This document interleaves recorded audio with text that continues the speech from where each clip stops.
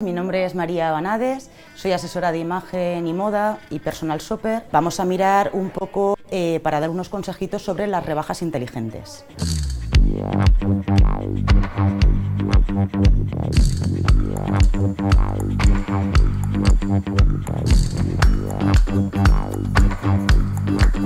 Las rebajas inteligentes es saber qué comprar para gastar menos dinero.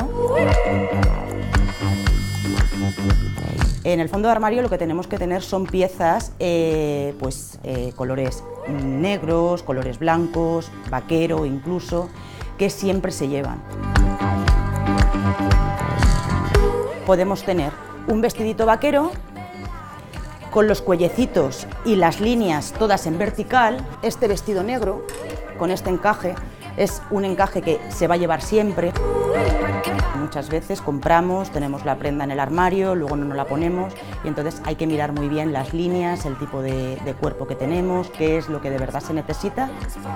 Cuando no sepamos bien qué es lo que mejor nos sienta, por favor, la base magenta. La base magenta nos favorece, ilumina la mirada, afina arrugas, afina la mandíbula. Por último, y no por eso menos importante, serían los complementos, ¿vale? Tanto en verano como en invierno. Un bolso, unas sandalias de cuña. Súper importante, os recomiendo los pendientes para dar luz al rostro, collares para vernos más esbeltas, anillos, pulseritas finas, pero sobre todo un complemento no podemos dejar de no ponerlo sin salir de casa.